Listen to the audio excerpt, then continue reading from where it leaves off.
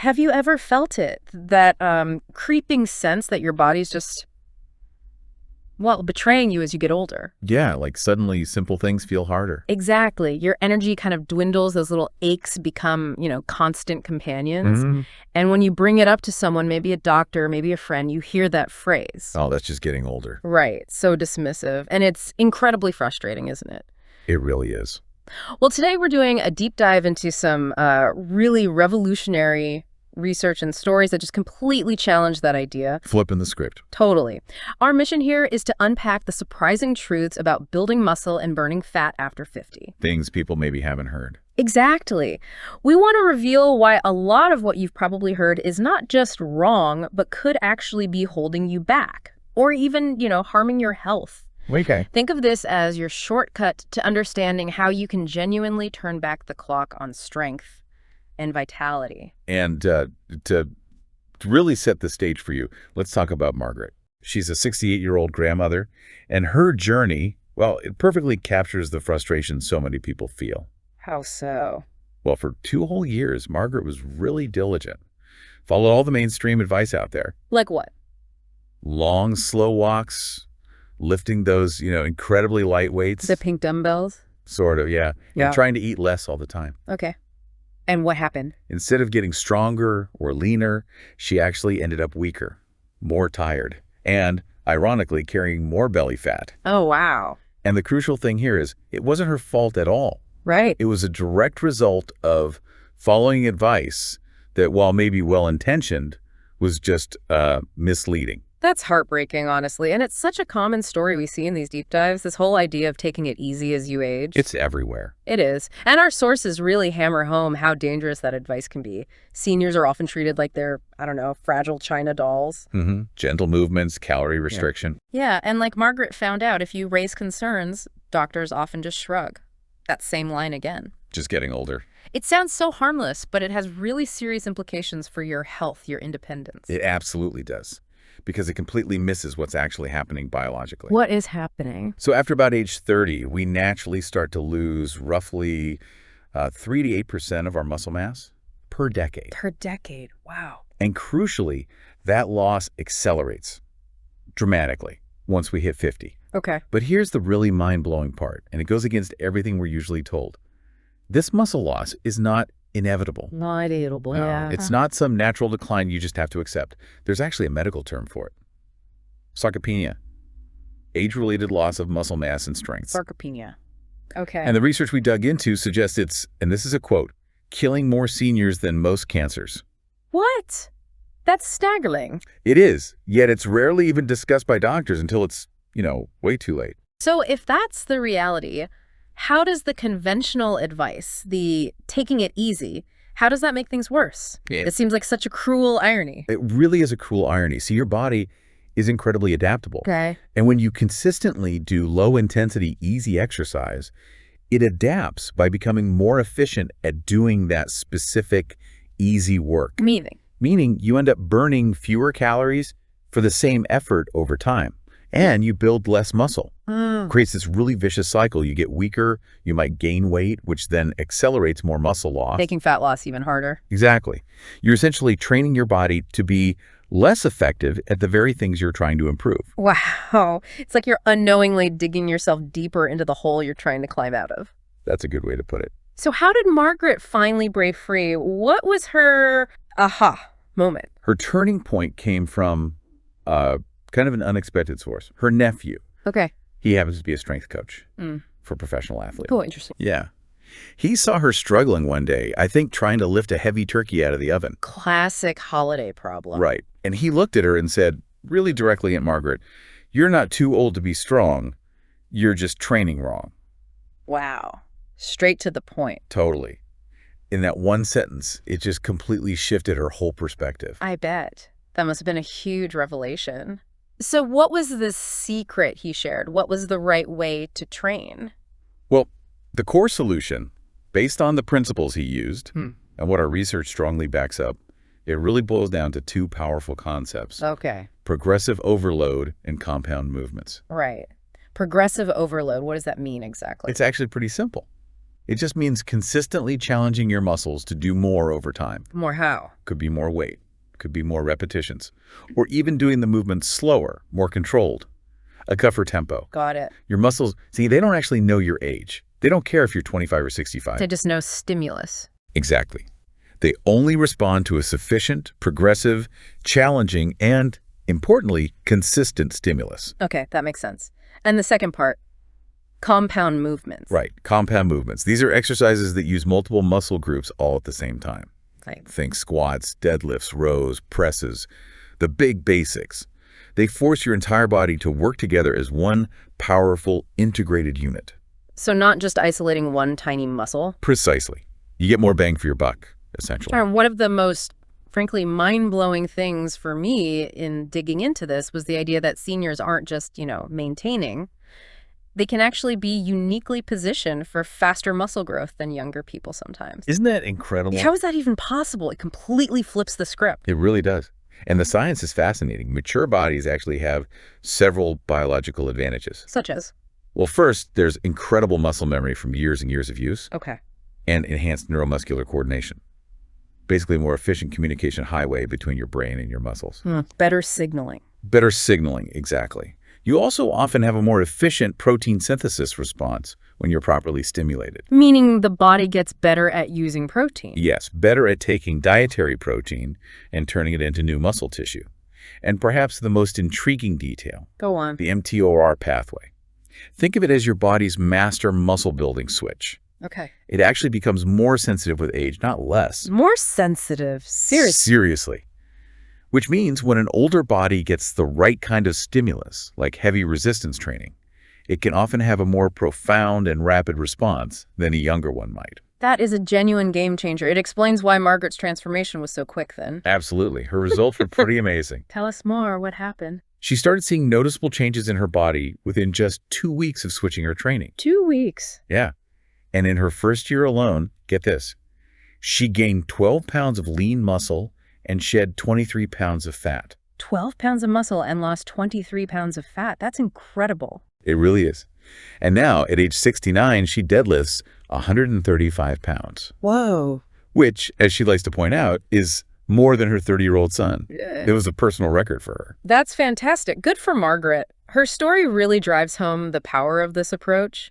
But building muscle, it isn't just about lifting impressive weights or, how you look in the mirror, is it? It goes much deeper. Oh, absolutely. Yeah. Muscle is essentially your lifeline. It extends way beyond just aesthetics or strength in the gym. How so? Well, first off, muscle is a metabolic powerhouse. Okay. Each pound of muscle you carry burns roughly 50 calories per day, just at rest. 50 calories per pound at rest. Yep. So think about Margaret's 12 pounds of new muscle. That was effectively burning an extra 600 calories daily without any extra effort from her. Wow. What's that equivalent to? Our sources calculate it's like running about 6 miles every single day without taking a single extra step. Just from the muscle itself. That puts it into perspective. And beyond metabolism, what else does this new strength do for you? So much. Beyond metabolism, muscle provides crucial protection against falls. Huge for seniors. Absolutely huge. Falls are a leading cause of injury and, frankly, decline. Muscle is also a powerful insurance policy against chronic diseases. Like diabetes, heart disease? Exactly. Type 2 diabetes, heart disease, even dementia research is showing links. Strong muscles improve your sleep quality. Really? How? Well, they help normalize blood pressure, for one. Muscle tissue actually helps regulate cardiovascular function. And, of course, dramatically improve bone density. Because of the weight-bearing exercise? Precisely. Yeah. It signals your bones to get stronger. And, maybe surprisingly, even your mood stabilizes. How does that work? Resistance training triggers endorphins, sure, but also growth factors that act kind of like natural antidepressants. So it's not just physical strength then, it's a complete mental and emotional reclaiming of life. Totally. Our deep dive mentioned Margaret standing taller, literally and figuratively. Speaking with more authority, taking on new challenges she'd avoided before. Things like learning to use a smartphone, planning solo trips. Even starting an online business. It's truly about so much more than just the gym, isn't it? It really is. That physical strength, it translates directly into reclaiming your power, your independence, your confidence in everything you do. A holistic transformation. Exactly. And importantly, this isn't just Margaret's story or anecdotal stuff. There's compelling scientific validation for this whole approach. Absolutely. The research is so strong. I was reading about one landmark study published in the Journal of Applied Physiology. Oh, yeah, I know the one. The 24-week program. That's it. 60 men and women aged 65 to 75. Progressive resistance training. What did they find? The results were just astounding. On average, participants gained about 2.4 pounds of muscle, lost 4.2 pounds of fat. Okay, that's good. Pretty good. But they increased their strength by a remarkable 113%. Wow. And improved their functional capacity, ability to do daily tasks to levels typically seen in people 20 years younger. 20 years younger. Yeah. But maybe even more groundbreaking was a study from Tufts University. What did that one show? This research showed that seniors following a proper strength protocol didn't just build muscle and lose fat. They actually reversed genetic markers of aging at the cellular level. Reversed genetic markers. That's what the researchers said. They described it literally as turning back the biological clock. That's incredible. It really makes you question how much of what we just accept as aging is actually just disuse, a lack of the right stimulus. Precisely. Which brings us to another crucial piece of the puzzle, nutrition. Right. Because our sources talk about debunking that old eat less myth, especially for muscle growth. Another piece of advice often given to seniors. You got it. Conventional wisdom is often eat less to lose weight. But for muscle growth, particularly after 50, undereating is a critical mistake. Why is that? If you're not eating enough fuel, you're actually preventing muscle growth. You slow your metabolism down, your body starts holding on to fat, and even burning precious muscle for energy. The exact opposite of what you want. Exactly. Margaret's nutrition breakthrough was simple, but really powerful. She started eating more protein. More protein? How much more? She aimed for at least 1 gram of protein per pound of her body weight daily. 1 gram per pound? That sounds like quite a lot, especially if someone's used to restricting calories.